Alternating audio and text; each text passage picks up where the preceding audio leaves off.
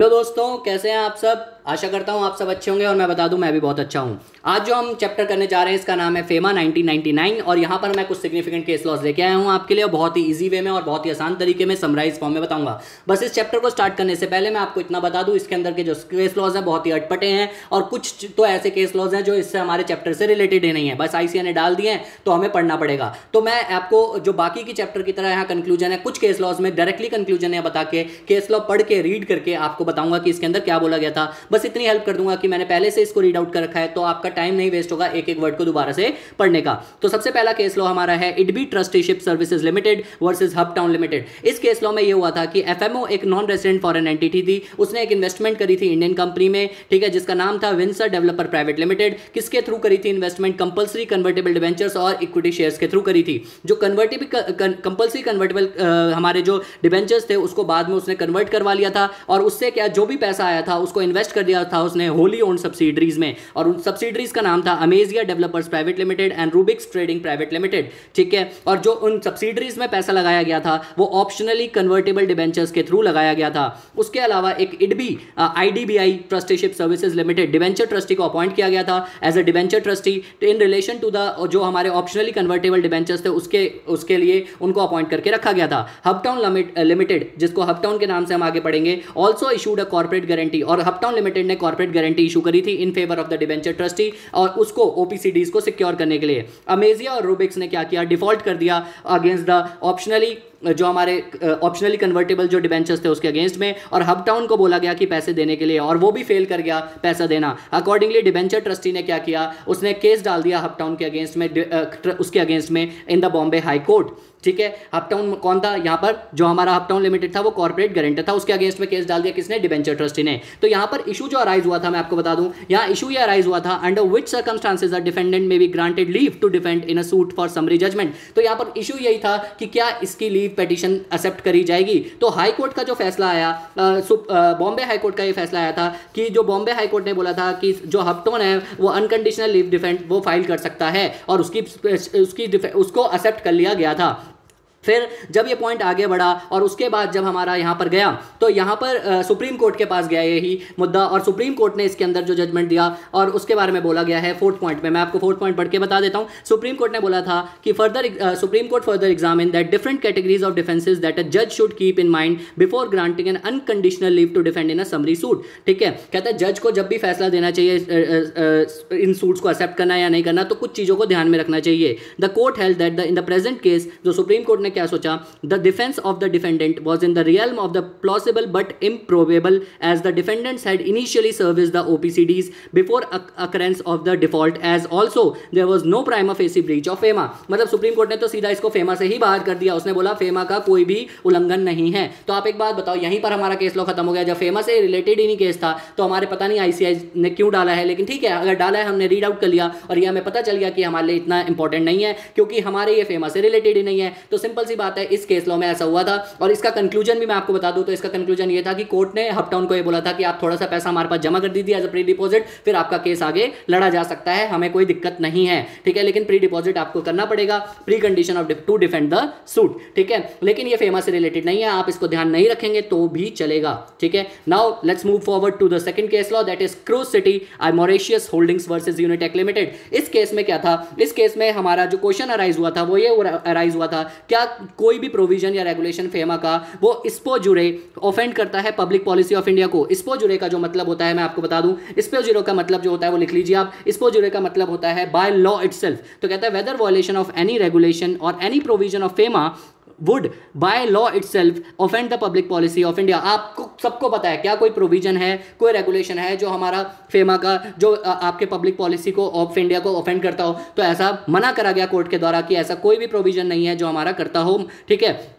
और इसका कंक्लूजन आप यहाँ से पढ़ सकते हैं, इस वाले पैराग्राफ में बहुत ही सिंपल सा कंक्लूजन दिया गया और पहली दो लाइनों में ही इसका आंसर है। कहता है it plainly follows that the contravention of the provision of law is insufficient to invoke the defence of public policy when it comes to enforcement of a for an award. Contravention of any provision of an enactment is not synonymous to contravention of fundamental policy of Indian law. मतलब जरूरी नहीं है कि provisions या provisions को अगर contravention करा जाता है तो वो कहीं से भी सिनोनिम्स नहीं होते कि आपने जो फंडामेंटल पॉलिसी है इंडियन लॉ के उसका ही आपने ब्रीच कर दिया या उसका कॉन्ट्रावेंशन कर दिया. देखो सिंपल सी चीज है यार, contravention of any provision of law in India wouldn't amount to contravention of public policy in India. मतलब यहां पर दो क्वेश्चन अराइज हुए थे, अगर मैं आपको बताऊं तो यहां पर दो क्वेश्चन अराइज किए गए थे. और पहला क्वेश्चन था कि फेमा के क्या प्रोविजंस और रेगुलेशंस हमारे किसी भी तरीके से पब्लिक पॉलिसी ऑफ इंडिया के अगेंस्ट में जाते हैं, तो कहता है नहीं. और दूसरी बात इसके अंदर ये बोली गई थी कि नहीं जाते हैं, ठीक है. और दूसरी बात जो इसके अंदर बोली गई थी, क्या अगर आपने सिर्फ फेमा के प्रोविजंस को या किसी लॉ के प्रोविजंस को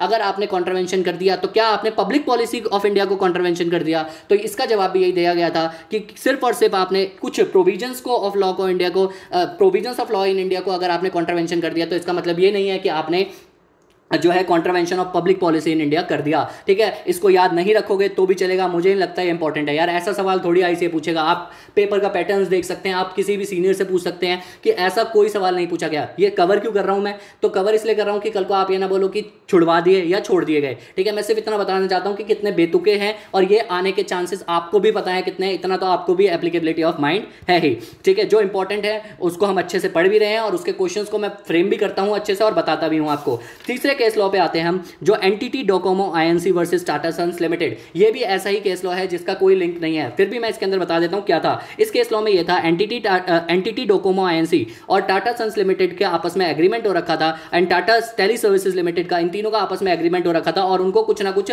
आपस में एक दूसरे के साथ आदान प्रदान करना था. कुछ ऑब्लिगेशंस थी जो टाटा को पूरी करनी थी और टाटा ने पूरी नहीं करी. तो क्या किया, और उस केस में ऐसा बोला गया था कि एग्रीमेंट में लिखा हुआ है कि आरबीआई की परमिशन जब तक नहीं लेंगे तब तक हम उस कंडीशंस को पूरा नहीं करेंगे. ऐसा टाटा सन्स ने अपनी प्ली रखी. लेकिन सामने वाले जब डोकोमो ने बोला कि टाटा सन्स ने जो हमारी कंडीशंस को, कॉन्ट्रैक्ट को नहीं माना, उसकी वजह से हमें नुकसान हो गया 1.17 बिलियन का, 1.17 बिलियन का अलॉन्ग विद द इंटरेस्ट हमें चाहिए. क्योंकि उतना अमाउंट हमें डैमेज का चाहिए जितना अगर टाटा सन्स इस काम को पूरा करता हमें फायदा होता. ठीक है, ऐसा दिल्ली हाई कोर्ट में बोला गया.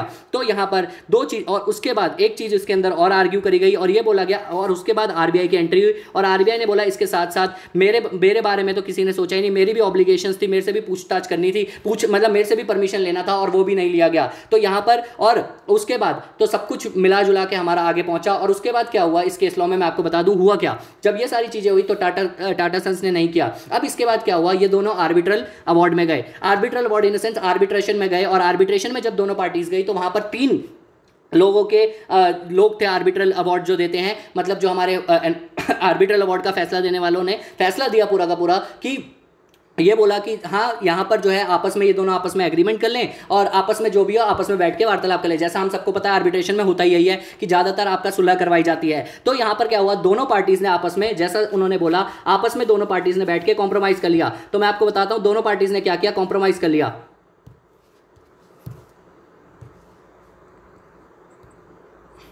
I am sorry for this. दोनों पार्टीज ने क्या किया, कॉम्प्रोमाइज कर लिया. दोनों पार्टीज ने जब आपस में कॉम्प्रोमाइज कर लिया तो यहां पर क्या हुआ, बहुत सिंपल सी चीज मैं आपको बता देता हूं.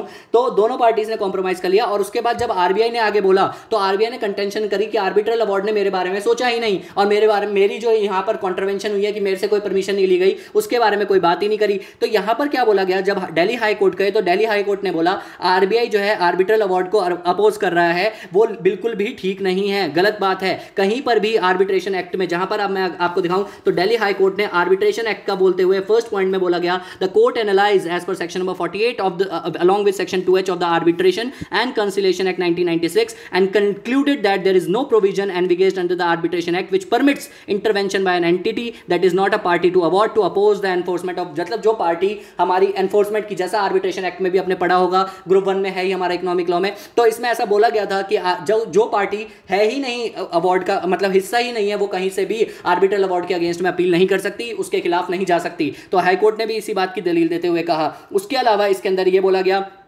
दूसरी बात, आरबीआई एक कॉन्ट्रैक्ट को पढ़ने के बाद दिल्ली हाई कोर्ट ने बोला कि कहीं पर भी ये जरूरी नहीं था कि आरबीआई की परमिशन लेना कंपल्शन हो, ठीक है। तो उस कॉन्ट्रैक्ट में, वैसे कॉन्ट्रैक्ट कहीं भी गिवन नहीं है और जो आप पढ़ो बस इसके अंदर जो जवाब है वो मैं आपको बता रहा हूं कि ऐसा बोला गया कि कहीं पर भी कंपल्शन नहीं था कि आरबीआई से परमिशन लेनी पड़े। तीसरी बात इसके अंदर जो बोला गया वो ये बोला गया कि फेमा के प्रोविजंस कहीं पर भी हर्ट नहीं हो रहे हैं, फेमा के प्रोविजंस यहां पर कहीं पर भी हर्ट नहीं हो रहे हैं। FEMA was not improbable and no violation of the public policy, मतलब वो सारी चीज, no provisions, there were no provisions of the FEMA. मगर अगर मैं आपको दिखाऊं तो ये लिखा there was no provisions of FEMA that absolutely prohibited the contractual obligation. तो इस केस में यहां फेमा के प्रोविजंस को कहीं पर भी हर्ट नहीं किया जा रहा है और सारा कुछ कंक्लूजन यही दिया गया कोर्ट के द्वारा कि जैसा भी एग्रीमेंट किया गया है आपस में पार्टीज के द्वारा उसको पूरा किया जाए। तो लास्टली कोर्ट ने यही बोला, the court examine the validity of the compromise terms between the parties and held that they were enforceable as well.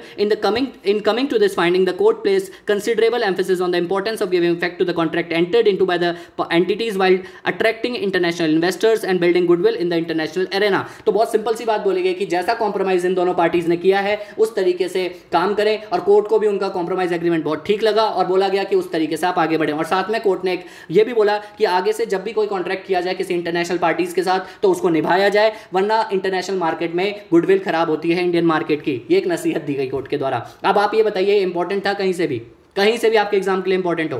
बस नहीं था, इसलिए मैंने आपका टाइम बचाने के लिए फटाफट से अपनी तरफ से इसको पढ़ के रीड करके आपको बता दिया। नेक्स्ट केस लॉ जो हमारा आता है, फोर्थ केस लॉ, वो आता है Venture Global versus Tech Mahindra का। इस केस लॉ में क्या हुआ था, ये तो और अटपटा केस लॉ है, इसका कोई सर पैर नहीं है, लेकिन मैं आपको बता देता हूं इसके अंदर क्या बोला गया था। इसके अंदर इशू क्रिएट हुआ था, what is the applicability of patent illegality limb of public policy to international commercial arbitrations. बहुत अटपटा सा वर्ड है ये पेटेंट इलीगैलिटी। इसका मतलब मैं आपको बता दूं, पेटेंट इलीगैलिटी का मतलब होता है a ground for setting aside domestic arbitral award. क्या होता है? A ground for setting aside domestic arbitral award, ठीक है। दूसरा क्वेश्चन ये अराइज हुआ था, whether an award that merely violates Indian municipal law would be rendered unenforceable under this ground। कहता है क्या कोई अवार्ड जो वायलेट करता है इंडियन म्युनिसिपल लॉ का वो अनएनफोर्सिएबल हो सकता है अंडर दिस ग्राउंड। तो यहाँ पर जो फैसला आया था ना, मैं आपको बता दूं यार, इसमें कुछ भी जो आईसीए ने आंसर लिखा है ना वो भी मैं बता दूं पढ़ के आपको कुछ समझ नहीं आएगा। मैं एक बार पढ़ भी देता हूँ इसमें की रेशियो डिसेंडी।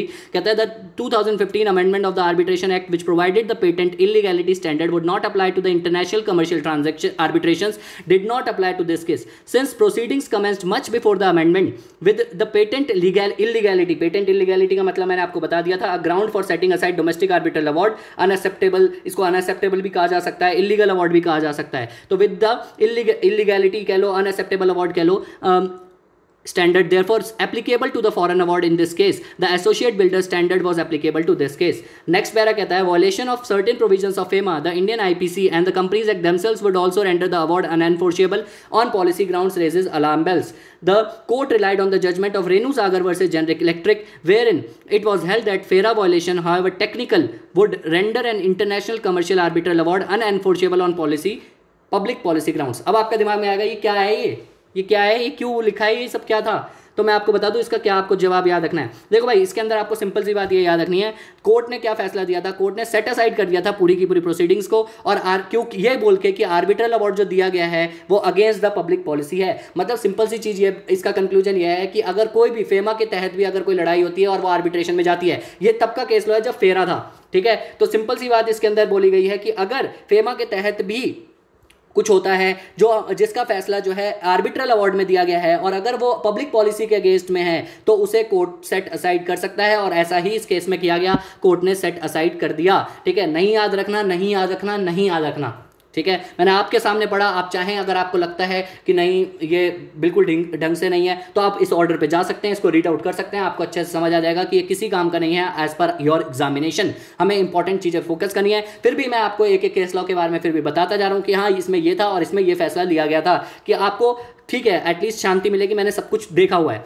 फिफ्थ पॉइंट हमसे क्या कहता है, फिफ्थ केस लॉ कहता है, ये इंपॉर्टेंट है, इसको मार्क कर लीजिएगा और बहुत ही छोटा सा क्वेश्चन था इसके अंदर, mister S Bhaskar versus enforcement directorate of FEMA. इसके अंदर पंगा ये उठा था, सिंपल सी चीज बोली गई थी, एपलेट ट्रिब्यूनल ने क्या किया था, पेनल्टी भी लगाई थी इस बंदे के ऊपर और साथ में इसकी जो गलत वॉयलेशन से, फेमा के वॉयलेशन से जो पैसे थे उसको भी जब्त किया था, उसको भी कॉन्फिस्केट किया था। तो इसके अंदर यही क्वेश्चन अराइज हुआ था, क्या ऐसा हो सकता है? तो यहां पर जो फैसला दिया गया था ये बिल्कुल ऐसा हो सकता है, आपके ऊपर पेनल्टी पेनल्टी भी लगाई जा सकती है और आपके ऊपर जो है आपका कॉन्फिस्केशन भी किया जा सकता है। तो इसके अंदर यही फैसला दिया गया था। अगर मैं आपको बताऊं, the power of confiscation conferred under subsection 2 is an addition the power of confiscation conferred under subsection 2 is in addition to the power to impose penalty under subsection 1. Therefore it is perfectly open to adjudicating authority to exercise such powers. मतलब आपके साथ penalty के साथ साथ आपकी उसको जो आपने फेमा के रेगुलेशंस को वॉयलेट करते हुए प्रॉपर्टी या पैसा जो भी था उसको रखा है, उसको भी कॉन्फिस्केट किया जा सकता है। मतलब ये कहीं पर भी नहीं बोला कि अगर पेनल्टी लगा दी तो कॉन्फिस्केशन नहीं होगा। इसके चांसेस है फिर भी कि ये पूछा जा सकता है, फिर भी मैं इसको एक स्टार दे दूंगा कि पूछा जा सकता है। बस इतना ध्यान रखना है, अगर कहीं पर भी केस लॉ में ये पंगा बैठ गया कि वो दलील दे रहा है कि नहीं करा जा सकता, एमसीक्यू में पूछ लिया तो आप जवाब दे सकते हैं, लेकिन मुझे नहीं लगता क्योंकि एक्ट में कुछ स्पेसिफिकली ऐसे नहीं लिखा हुआ। लेकिन हाँ, एक स्टार आप मार्क कर सकते हैं, जिसके अंदर सिंपल सी बात ये लिख सकते हैं, अगर ऐसा कोई क्वेश्चन अराइज होता है तो mister S Bhaskar versus ED में ये फैसला दिया गया था कि हाँ ऐसा हो सकता है। और यहाँ पर इस केस जो हमारा की रेशियो डिसेंडी है, इसका जवाब आप एक दो लाइन उठा के लिख सकते हैं वाली, ठीक है। इसके बाद अगला केस लॉ हमारे पास आता है जिसका नाम है Union of India and others versus Messrs Premier Limited. यहाँ पर जो इशू अराइज हुआ था वो ये हुआ था कि जब फेरा था उसके बाद फेमा आया, तो अगर कोई किसी इंसान ने जो है उसके अगेंस्ट में फैसला, किसी इंसान के अगेंस्ट में फैसला फेरा एक्ट में हुआ था, तो अब वो आदमी कहाँ पर जाए? फेरा एक्ट के उसके पास ही जाए, अथॉरिटी के पास ही जाए, या फेमा एक्ट के अथॉरिटी के पास जाए? तो ये क्वेश्चन भी आपको लगता है ये पूछा जाएगा? ये इतने पुराने जमाने का क्वेश्चन है और ऐसा क्वेश्चन पूछा जाएगा कि कौन सी अथॉरिटी के पास जाया जाए? तो बहुत सिंपल सा जवाब इसका आया था कि जब फेरा खत्म हो गया तो उसके बाद चाहे कभी कभी केस लो, ठीक है, केस हो, चाहे बाद का हो चाहे पहले का हो, आपको एपलेट ट्रिब्यूनल के पास ही जाना है, जो एपलेट ट्रिब्यूनल एस्टेब्लिश किया गया है अंडर द फेमा एक्ट, ठीक है। तो चाहे फेरा का केस हो चाहे फेमा के केस, तो फेमा के केस तो जाएंगे ही appellate tribunal of the FEMA act में जो एस्टेब्लिश है। तो सिंपल सी चीज है, आपको एपलेट ट्रिब्यूनल के पास ही जाना है क्योंकि फेरा अब बिल्कुल बंद हो चुका है, ठीक है। रिपील हो गया यार, इसमें तो क्वेश्चन ही अराइज नहीं होता, ठीक है। सेवंथ केस लॉ हमारा है Vodafone international holding versus union of India. इस केस लॉ के बारे में आप सबको नॉलेज होगी क्योंकि ये केस लॉ सेम हमें पढ़ाया जाता है इनकम टैक्स में भी, ठीक है। जब हम कैपिटल गेन चैप्टर पढ़ते हैं तो आप सबके मास्टरों ने पढ़ाया होगा, जिनसे भी आपने क्लासेस ली होंगी उन्होंने बिल्कुल पढ़ाया होगा कि डीटी में कि जो ये केस लॉ था। अब इसके अंदर ही वो फैसला है जो हमारा सबसे बड़ा जजमेंट आया था। इस केस को पढ़ने की आपको कोई जरूरत नहीं है, बस हाँ इशू बता देता हूँ क्योंकि ऑलरेडी आपको सबको पता है जो हचिंगसन वाला केस हुआ था और वोडाफोन वाला केस हुआ था। मुझे लगता है मुझे उस पर टाइम वेस्ट करने की जरूरत है। इसके अंदर इशू ये अराइज हुआ था, क्या इंडियन रेवेन्यू अथॉरिटीज के पास जुरिडिक्शन होती है to tax an offshore transaction of transfer of shares between two non residents whereby the controlling the interest of an Indian resident company is acquired by virtue of transaction. हम सबको पता है कि उनके पास power नहीं होती, ठीक है, नहीं थी। उसके बाद जो रेट्रोस्पेक्टिव अमेंडमेंट लाई गई थी इंडियन गवर्नमेंट के द्वारा, उसी के चक्कर में इतना बड़ा इतने सालों से केस चला था आर्बिट्रेशन में, ठीक है, जिसके बारे में आपको पता होगा, जिसका फैसला वोडाफोन के हक में आया था कुछ टाइम पहले, हमने इसके बारे में जाना भी था। तो ये यही से यहां पर क्यों मेंशन किया आईसीआई ने पता नहीं, लेकिन मैं आपको बता दूं इसी के प्रोविजंस यहां पर यही फैसला लिखा हुआ है। Hence the sale of shares by HTIL to Vodafone or VIH does not amount to transfer of capital assets within the meaning of 2 clause 14 of the Income Tax Act, and thereby all the rights and entitlements that flow from shareholder agreement that form integral part of the shares do not attract capital gain tax, ठीक है। ये जब फैसला आया था इसी के बाद सारी लड़ाई हुई थी, जब हमारा फिर पार्लियामेंट में रेट्रोस्पेक्टिवली अप्लाई कर दिया गया था और कैपिटल गेन के अंदर एक अमेंडमेंट भी थी, अमेंडमेंट डाली गई थी और ये बोला गया था कि जो रेट्रोस्पेक्टिवली डाला गया था कि अगर कोई कंपनी बाहर है और उसके राइट ऑफ मैनेजमेंट को टैकल किया जा रहा है किसी भी बाहर की कंपनी के द्वारा, इंडियन कंपनी को मैनेज किया जा रहा है किसी बाहर की कंपनी के द्वारा, मैनेजमेंट को भी, तो उसको भी कैपिटल एसेट की डेफिनेशन में डाला गया और कैपिटल गेन अराइज होगा, ठीक है। तो ये बाद में अमेंडमेंट आई थी जो हम कैपिटल गेन में भी पढ़ते हैं और आपने पढ़ा भी होगा, ठीक है। मैं स्पेसिफिकली वहां जा नहीं रहा, एग्जैक्ट लाइन मैं अभी बता शायद से अगर बताया तो यही लाइन थी, मुझे जितना याद है, राइट ऑफ मैनेजमेंट वाली, ठीक है। आप एक बार देख भी लीजिएगा। लेकिन फिलहाल अगर मैं फेमा के टू बी स्पेसिफिक होकर बात करूं तो यहाँ यही बोला गया था कि वोडाफोन का जो केस हुआ था तो वहां फैसला यही आया था कि वो कैपिटल गेन टैक्स उसके ऊपर नहीं लगेगा, ठीक है। हम सबको पता था ये केस लॉ, और यहाँ पर फेमा में इसलिए डाला गया क्योंकि फॉरेन एक्सचेंज यहाँ पर बीच में फॉल कर रहा था, ठीक है। इसीलिए यहाँ इस चैप्टर में बस आईसीआई ने क्या किया होगा, फेमा सर्च किया होगा और वहां से जितने भी केस लॉज होंगे ना सीधा उठा के डाल दिए होंगे। इस वजह से ये केस लॉज ऐसे अटपटे केस लॉज आपको दिख रहे हैं, ठीक है। कोई भी बढ़िया मजेदार केस लॉ मुझे तो नहीं दिखा इसके अंदर, ठीक है। 8th केस लॉ आता है Kanwar Natwar Singh versus directorate of enforcement and another's, ठीक है। इसके अंदर थोड़ा इंपॉर्टेंट 1 स्टार मैं दूंगा इसको, और 1 स्टार मैं इसलिए दूंगा, इसके अंदर ये पूछा गया है कि जो शोकोज नोटिस इशू किया जाता है, जो शोकोज नोटिस इशू किया जाता है, जो शोकोज नोटिस इशू किया जाता है एंड अथॉरिटी के द्वारा किसी भी इंसान के ऊपर जिसने फेमा के तहत गलत काम किया होता है और उसको अगर पूछताछ करने के लिए शोकोज नोटिस दिया जाता है, क्या उसमें नेसेसरी होता है कि सारे डॉक्यूमेंट्स भेजे जाएं कि किस बेसिस पर उन्होंने शोकोज नोटिस इशू किया है। तो यहां पर क्या था, जिस बंदे के ऊपर केस हुआ था उसने ये बोला कि मुझे सारी डॉक्यूमेंट्स ही नहीं भेजे डिपार्टमेंट ने, एडजुडिकेटिंग अथॉरिटी ने, कि शोकोज नोटिस क्यों इशू किया, बस इतना बता दिया क्यों इशू किया, मेरे को भेजो तो सही, रिकॉर्ड्स ही नहीं भेजे उन्होंने सारे डॉक्यूमेंट्स। तो कोर्ट को ये बात समझ आई कि ये कुछ नहीं कर रहा, ये आदमी जो है प्रोसीडिंग्स को आगे बढ़ाने की कोशिश कर रहा है और फालतू की दलीलें दे रहा है। तो कोर्ट ने बहुत प्यार से जो बात यहाँ पर वो रखी है, उसके बाद वो कहते हुए बोला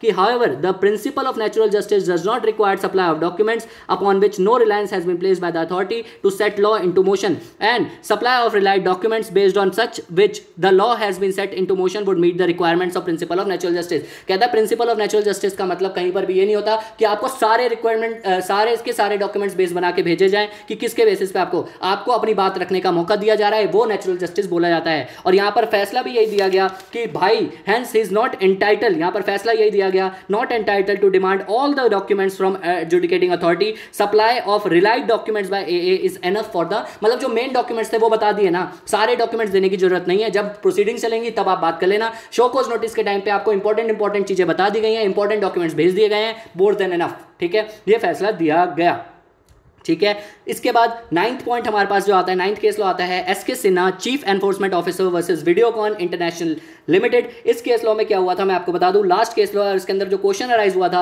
ये भी थोड़ा अटपटा सा है, मुझे लगता है इंपॉर्टेंट है, फिर भी मैं आपको बता देता हूं इस केस लॉ में क्या हुआ था कि कब से माना जाएगा कि प्रोसीडिंग स्टार्ट हो गई है क्रिमिनल केस में, ठीक है, कब से माना जाएगा कि प्रोसीडिंग स्टार्ट हो गई है क्रिमिनल केस में, और अगर पीरियड ऑफ इनिशिएशन इलैप्स हो गया तो क्या लिमिटेशन एक्ट उसके ऊपर लग जाएगा और हम उस बंदे के ऊपर केस नहीं कर सकते, मतलब अगर पीरियड ऑफ इनिशिएशन ही खत्म हो गया तो लिमिटेशन एक्ट क्या उसके ऊपर लग जाएगा और वो बंदा बच जाएगा अगर उसने कुछ गुनाह भी किया है। तो इसका फैसला देते हुए पैराग्राफ्स में आपको बता दूं, इसका आंसर इसी के अंदर आपको मिल जाएगा, ठीक है। ये वाला पैराग्राफ से लेकर यहां तक अगर मैं आपको बता दूं, यहां से लेकर लास्ट तक जो ये पूरा लास्ट तक ये पूरा पॉइंट जो है हमारा, वो पूरा का पूरा उसी चीज के बारे में बात करता है, यहां से लेकर यहां तक पूरा का पूरा यही बोला गया है। और इसके अंदर मैं आपको बता दूं क्या क्या बोला गया है, सिंपल सी चीजें बोली गई है। The Supreme court further held that taking cognizance does not involve any formal action of any kind, it occurs as soon as magistrate applies his mind to the suspected commission of the offence. Cognizance is taken prior to the commencement of the proceedings.